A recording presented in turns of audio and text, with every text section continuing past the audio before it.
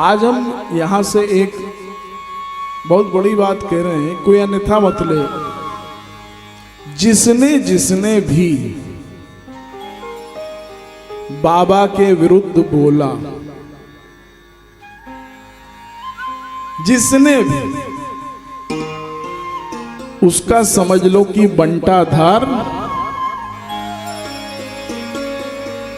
हो गया।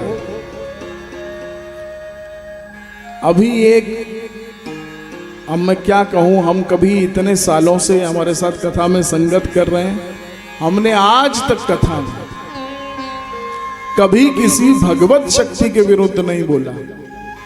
आप जितने YouTube में वीडियो पढ़े सब उठा करके देख लो, कभी किसी दैवीय स्वरूप के लिए नहीं बोला।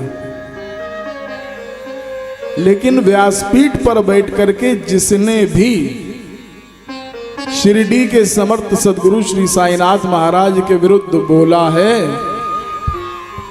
तो ना इधर करा ना उधर करा।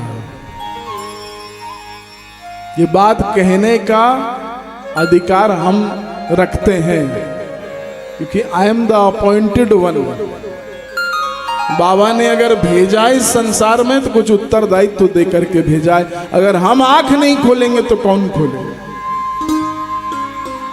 मैं नाम नहीं लूंगा, एक क्या कहूं, मैं अब तक तो उनको संत समझता था, मैं संत नहीं कहूंगा, और मैंने कभी किसी संत की बुराई भी नहीं की।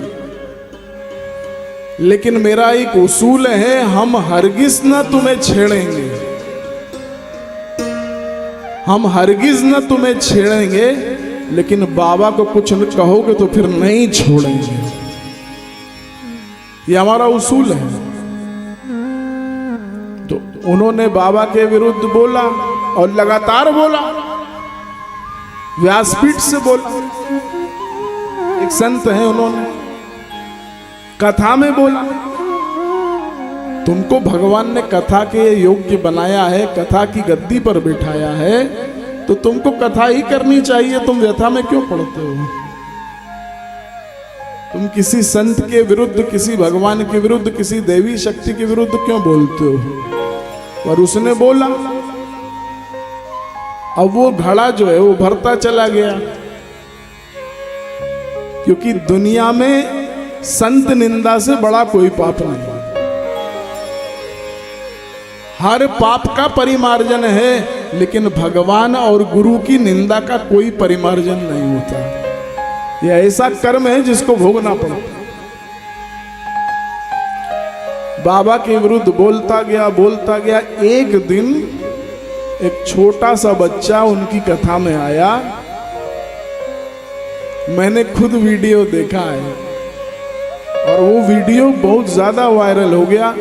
वो बच्चे ने और उसको कह दिया कि गुरुजी मेरे चरणों में आपका कोटि कोटि प्रणाम। बोलो साईनाथ महाराज।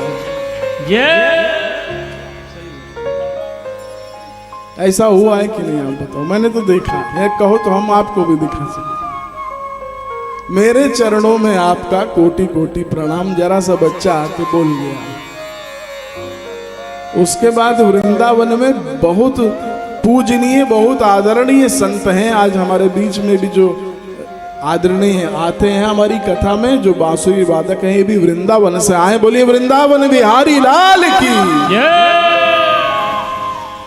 तो वो वहां पर तो एक से एक पूजनीय संत हैं। श्री प्रेमानंद बाबा हैं, पूज्य चरण श्री राजेंद्र दास जी हैं, जिनकी वाणी को मैं खुद सुनता हूं।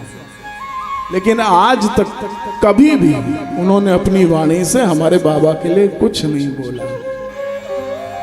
वो उनका काम ही नहीं, उनका एक ही काम है भगवान से जोड़ना। किसी संत की बुराई वो नहीं करते हैं। तो पहले ये घटना हुई, मेरे चरणों में आपका कोटि कोटि प्रणाम। उसके बाद वृंदावन के एक संत हैं, बड़े वयोवृद्ध हैं, उन्होंने उनको बड़ा डांटा। राधा नाम के ऊपर वो उन्होंने कुछ ऐसा बोला जिसका उल्लेख नहीं था। उन्होंने कहा राधावंतम नहीं आधावंतम।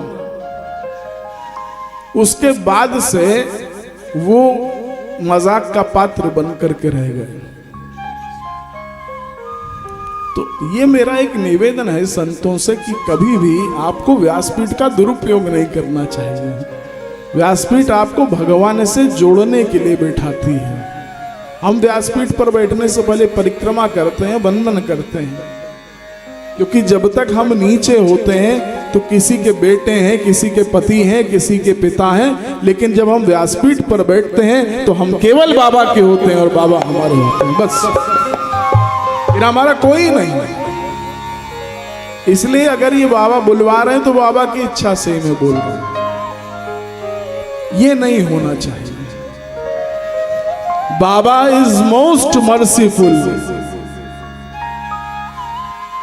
बाबा is most merciful, he is most beautiful and Baba is most powerful. बोलो साईनाथ महाराज।